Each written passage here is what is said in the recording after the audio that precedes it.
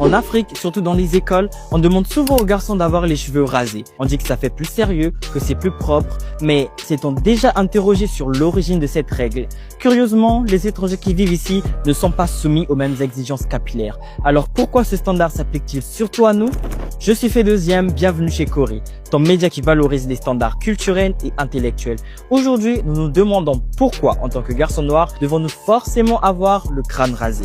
Cette histoire remonte du temps de l'époque coloniale. Comme par hasard, à l'époque, dans les écoles dites modernes créées par les colons, les cheveux rasés signifiaient obéissance, soumission et discipline, alors que les cheveux crépus, eux, étaient vus comme désordonnés, sales, inciviques. Et malheureusement, même après les indépendances, beaucoup d'écoles africaines ont gardé cette mentalité jusqu'à aujourd'hui, sans jamais la remettre en question. Nous comprenons déjà que nous avons hérité d'une règle qui servait à nous faire rentrer dans un certain moule colonial. Dans les écoles publiques ou privées de Brazzaville, Kinshasa, Dakar, Abidjan, le règlement exige souvent cheveux rasés pour garçons, alors qu'aucun texte de loi ne l'impose. C'est devenu une norme que nos mamans nous poussent à respecter, parce que le plus souvent, c'est elles qui décident de notre esthétique. Et le plus souvent, c'est govo ou rien. Mais dans nos écoles, ce qui fait parfois grincer, c'est que les enfants blancs ou métis, eux, gardent leurs cheveux longs.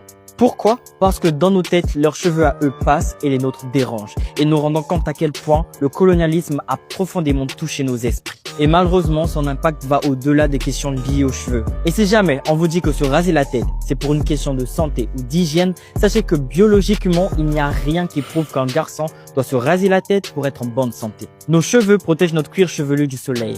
Très utile quand nous savons que l'équateur traverse nos pays et donc il fait très chaud. Le sébum, qui est l'huile naturelle produite par les cheveux, protège mieux nos cheveux quand ils sont conservés. Les raser trop souvent peut causer des irritations ou des boutons. Alors non, le crâne rasé n'est pas plus sain. C'est simplement une préférence qui nous a été imposée. Et nos ancêtres, gardaient-ils leurs cheveux ou étaient-ils plus team des crânes rasés? Nos ancêtres, eux, ne se rasaient pas les cheveux par obligation.